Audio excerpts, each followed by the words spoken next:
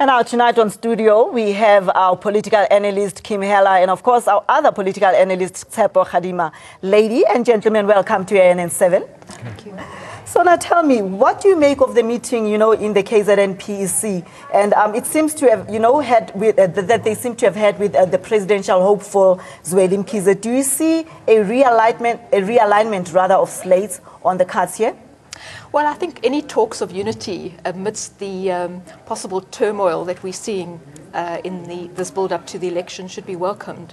And I think particularly from KwaZulu-Natal, this is a very important province given the fractures that we've seen in previous elections and also because obviously of their king-making status. So I don't think the talks seem to be so much about slates, but rather about unity. And I think this is a very salient and sober message that the province is sending and hopefully will be transmitted across all the other provinces. And I think it would be naive for us to think that both camps are not talking to Dr. Mkhize, who is a crucial, who could play a crucial role because the race is so close. And he brings a gravitas with him, and he brings, I think, more votes than perhaps the nominations in KwaZulu are suggesting. So we could see a realignment, but I think we are seeing a reassertion of the unity that President Zuma had asked of all presidential candidates. Mr. Khadima, what do you take of this slate, the realignment of slates, on the cards in KwaZulu-Natal? How do you see it?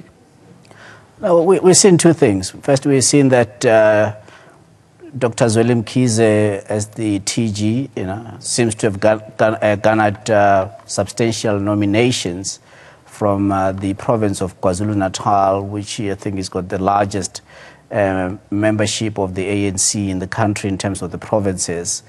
But we must bear in mind that the nominations, the purpose really was to a process of elimination as to who would be a candidate and who would be a hopeful.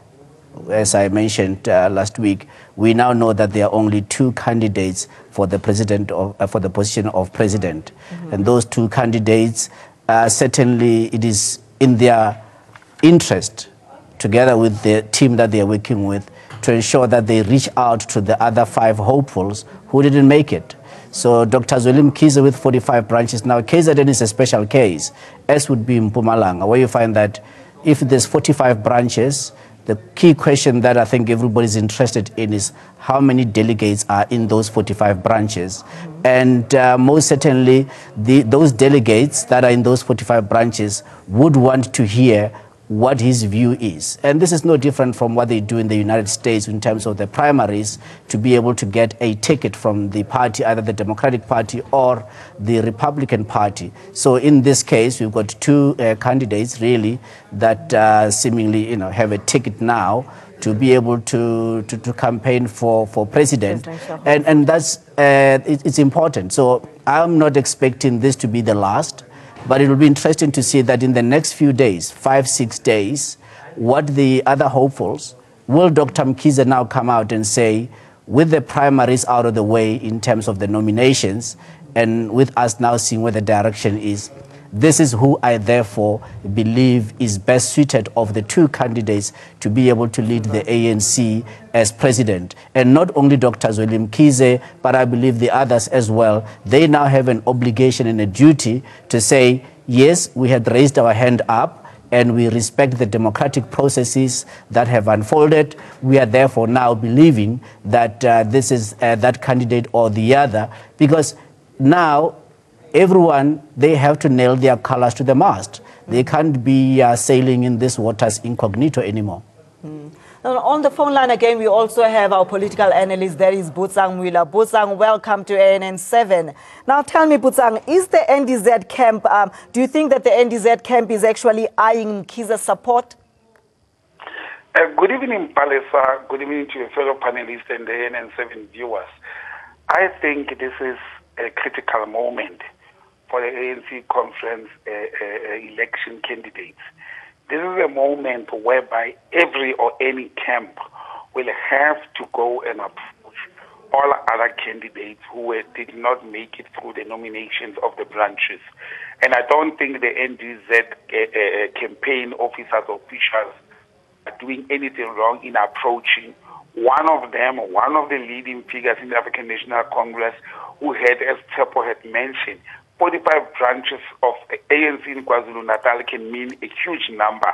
You may be shocked, Palesa and the viewers, that 45 branches, numbers of delegates going to the elective conference may even be more than or equal to the number of candidates that come out of the whole Northern Cape, which happens to be one of the small provinces or delegates that will be sent to the conference. And I think it's a great move. Zweli Mkhize himself, as the Treasurer General and a well-respected leader of the African National Congress, hasn't shown any signs of wanting to divide the organization. And I think him being engaged without taking anything from all other 5 candidates who were sitting there, I think it's a great move to approach him. But I don't think the NDZ team should end with Zweli Mkhize. They should approach anybody within the 5 candidates who couldn't make the threshold for nomination. And I think that's how politics work. And the ANC is a mass-based movement or political party when us call for what is happening in the organization. And those branch representatives, those branch delegates, amid the recommendations by the branch and the slates by the branches, those delegates will be in the boot box. They'll be the ones deciding who they want as the leader of the ANC. And I think it would be appropriate to approach them. However, also, Palesa, we should not forget that Dr. Zweli Mkhize is very well liked in the Gauteng province. And this is the province where Dr. Nkosazana Dlamini Zuma is not doing well. And therefore, it is an opportunity for Team NDZ to approach Dr. Mkhize to let those few votes from Gauteng. Every vote will have to count at this stage to their advantage. He's very well liked in Gauteng. He's very well respected, Treasurer General of the African National Congress. And therefore, any number of people that he brings to the elective conference, it makes a difference. Well, thank you so much, Botsang. Kim, just getting back to you in studio, Tsepo just said that Dr. Zweli Mkhize is actually very well liked here in Gauteng province, and that is where NDZ is actually got the lowest numbers. What do you say about that?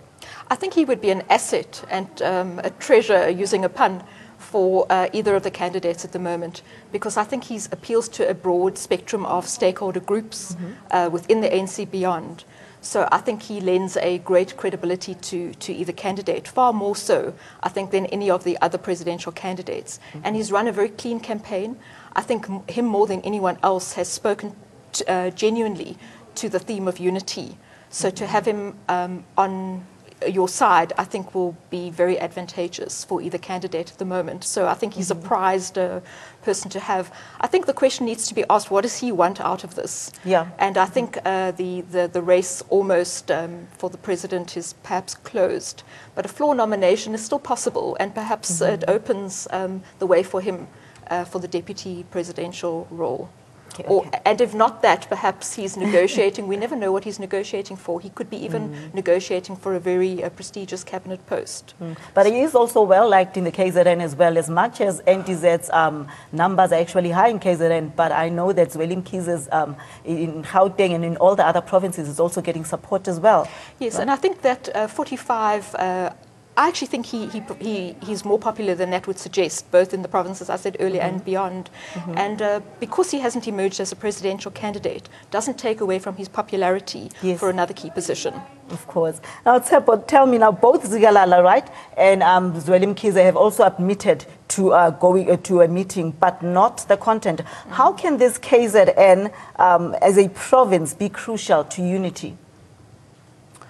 Well, I think it's not so much of unity. Whatever outcome that the ANC is going to pronounce in this elective conference, be assured there's going to be a lot of tears that have to be dried.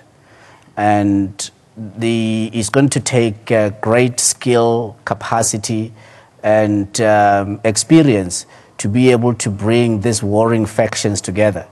This reminds me in the lead up to Polokwane in 2007, interestingly, former President Thabo Mbeki himself, I think 3 days before Polokwane, he did an interview on SAFM.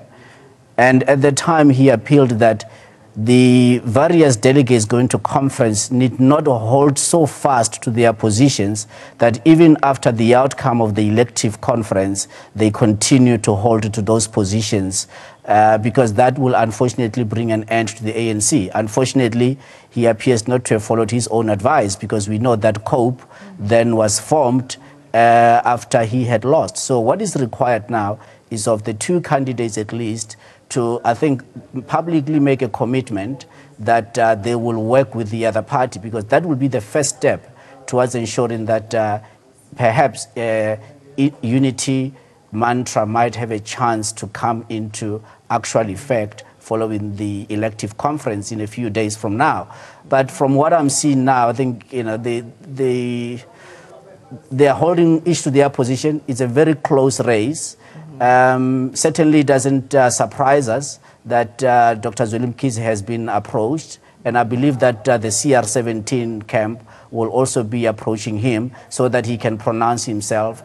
A very interesting aspect maybe to look into is with Lindiwe Sisulu, who we know that also she got some nominations, did not make the minimum threshold to be a candidate. Well, exactly what is she going to be saying? Because it would appear that, if anything, regardless of what Cyril Ramaphosa had wished for Daledi Pandor to be the deputy, the branches are telling a different story in various quarters, that they want Lindiwe Sisulu to be the deputy.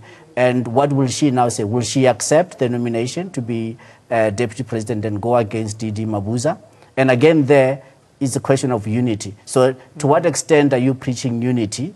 Is it only for the position of president, or is it in terms of position of the top 6, or even the top 25, which is the National Working Committee? So I think there hasn't been a lot of thought as to this unity mantra, as to how it gets to be practicalized.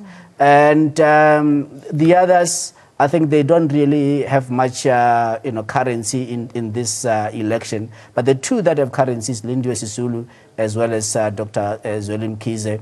And we wait to see in the next few days. It's a very tight race, but as I say, depending on the makeup of the branches and the number of delegates in each branch, this perhaps might be the swing factor that I think everybody has been speaking about, the way that the 45 branches go. Well, a tight race indeed. Now on the phone line again, we have Mkhize, who is the ANC's Youth League spokesperson. Say very good afternoon to you. As you have seen, yes, both Zikalala and Mkhize have agreed to a meeting. Do you think that the province, this could be crucial maybe for unity in KZN province? Mlondi, are you still on the line with us? Okay, we also still have Botsang Mwila, our political analyst, on another line. Botsang, are you still with us? What do you take of this unity in KZN? Well, Palisa, this is very crucial. Any form of unity that may come to the cards or the table is very crucial for the ANC. We know how much the movement or the organization is troubled. And any level of unity from branch level to provinces and sub-regions is very crucial. But as Tsepo had said, this is not just the unity talks at the top leadership of the organization. That will not help.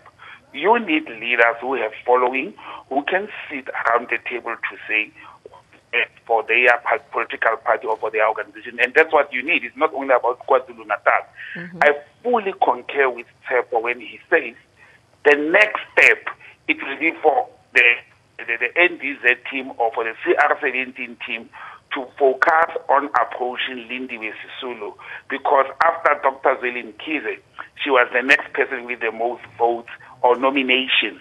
And also, it is very crucial, if I was one of these two presidential hopefuls, I would approach Lindiwe Sisulu for one major reason.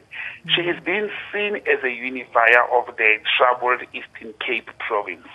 And therefore, most of the people or branches in the Eastern Cape, and I'm talking about, the conference delegates from the Eastern Cape, most of them, they will definitely go with one of their daughters. They will definitely go on the side of a Lindiwe Sisulu slate if she joins any of the slates. But we all know that Lindiwe Sisulu has announced 2 weeks back that she's not going with any slate. She's going to run this race towards the end or until the end. But the end has arrived. The nominations are closed, And we all know that there's only two candidates who are going to contest for the position of a president of the ANC. Now, again, we look at the situation whereby Dr. Zweli Mkhize as well as Mrs. Lindiwe Sisulu, we should be able to think which positions will be critical for them. If NDZ, for example, wins, I don't think the ANC will go for both the president and the deputy as females. I don't think they will do that. But we must also not put a blind eye on the Didi Mabuza has been, pounded to can also become the deputy president of the ruling party. So it's a matter of negotiations, engagement, but I don't think it should be about positions. I think it should be about leaders who will sit down and say, we have managed to unify this organization. And separate correct, we're going to see a lot of tears come the 20th of December or even the 17th. There'll be a lot of tears, there'll be a lot of disappointment, there'll be a lot of disgruntled people from either side. But in my view, Palisa, I think the blunders that the deputy president has been making in the last 3 weeks, they have worked to his disadvantage. The fact that NDZ has been going and sticking to the branches, to the wings or the leaks of the ANC that has voting powers at the elective conference is going to work to her advantage. And now engaging people like Dr. Zweli Mkhize, I think if they agree, if they come into terms of agreeing on how they should unify the organization and move forward, it will work to the advantage of NDZ. Well, thank you so much, Butsang. On the phone line again, we are also joined by Mlondi Mkhize, who is the ANC's Youth League spokesperson. Mlondi, are you with us right here? Can you hear us? Yes, I can hear. Thank you, Mlondi. Welcome. Now, having this meeting, Zikalala and Mkhize actually agreed to a meeting, rather. What do you take of this? Do you see this maybe as unity in the KZN? Well, what one can safely say is that unity is not a process of an event. Unity is an outcome of a continuous exercise that continuously activists and leaders of the African National Congress should be engaged on, with the sole purpose of finding each other and ensuring that the ANC post the elective conference is able to relate with itself as an organization. When I was listening to the other guests who are on studio, one of them has made mention of the fact that we are speaking from a historical background where we have had breakaways from the ANC. That is what precisely unity is about. But the second point is that when you engage in the process of uniting an organization, part of the things that you ought to do is to ensure that even when there is divergence of views, differing views, how those views are managed in their divergence is very important.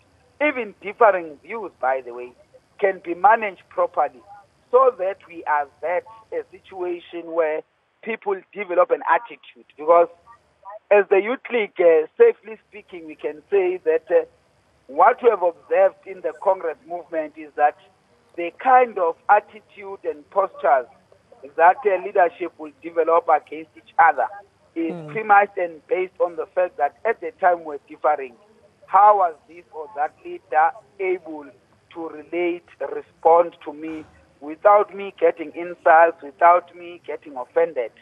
That is quite central, because we're dealing here with human beings and would never run away from the fact that when you deal with human beings, there are emotions that you must consider, because out of those emotions, leadership can develop an attitude towards another leader based on the feelings. And you know that the problem with emotions that they come and go. Today you are happy, tomorrow you are sad.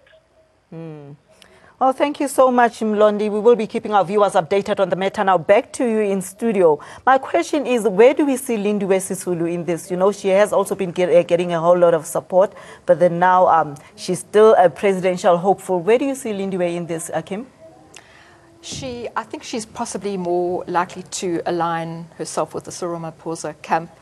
But as we've been shown in the last few weeks of politics, anything can happen and nothing is impossible. So I do agree with the other panelists that engagement is is crucial. And hopefully in this last week we're seeing a gleam of hope as the slate politics, which is not really the core characteristic or tradition of the ANC, falls, and what we get at the end of the conference is the best of the best leaders emerging. And do you agree with what Kim is saying, Khadima? Indeed. If I was advising any of the camps, whether the CR17 camp or the NDZ camp, I would say to them in this, at this 11th hour, what they need to focus on now is effectively be able to reduce their messaging to be concise, crisp, that it should be able to fit on the back of a business card. Everything that they want to say is their understanding of the ANC policies that have been recommended and how they are going to lead in implementing those policies, so that indeed the delegates can have a clarity of thought as to which leader is best suited to be able to lead under these very difficult circumstances. We must not forget that beyond this elective conference, our country will still be amidst an exceedingly difficult time economically. And whoever that has to come in has to address exceedingly pressing economic issues that are leading into, that might lead to socio-political instability, which we can least afford. So I think those are the things. If you look at the high levels of unemployment, the high levels of poverty, and RET itself is really nothing other than a tool to achieve economic liberation and socio-economic justice and equity. So this, I think, candidates, that's really what they need to do now. They need to demonstrate that they have got an apt understanding of what are the real issues and keep the main issues to be the main issues. No longer speak really in, some of them have been accused quite correctly of speaking in, or double speak. Double speak needs to come to an end. We need to know, what does this leader stand for? But above all, what is this ANC that they are demanding or requesting to have a privilege and honor of leading? How do they understand it, and how will they implement its policies as will be approved or resolved to by the delegates in conference? So those are the key issues. But few days and 24 hours in politics is an exceedingly long time. Okay, just quickly before, we get back to you again on studio, we still have Botsang Wheeler on the line. Botsang, can you give us a closing comments? The ANC conference is underway. What are we hoping to expect? Well, I personally hope and expect that the ANC will come out united for the sake of the country. But also we cannot have leaders who are talking ambiguous positions and policies. What these leaders who are contesting, especially the two camps, major camps, what they are going to say tomorrow until Friday next week is going to be very crucial. Tepo has said they should be concise, precise, to the point, and so forth. I'm saying the last word always leaves a very long-lasting impression. So what the leaders of this camp and their subordinates or supporters and campaign officials are going to say to the delegates going to the conference this week is going to be a deal breaker. So the last word has to hit the point. The ANC leaders must come out very clear which policies do they stand for, what kind of policies will they implement when they come into government, and they should make it precise and concise for the sake of the delegates and the nation.